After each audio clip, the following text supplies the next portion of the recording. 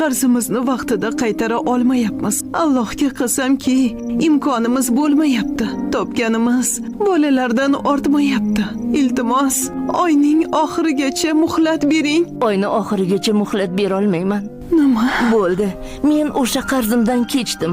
Endi u qarz emas.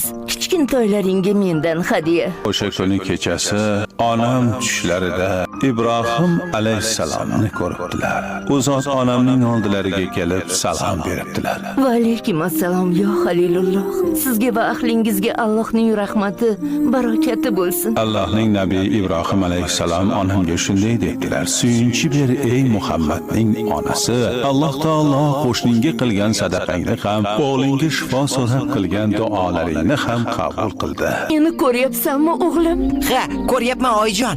Hamma narsani ko'ryapman. Olamlarning Robbi Allohga hamdlar bo'lsin. Ya marhaba.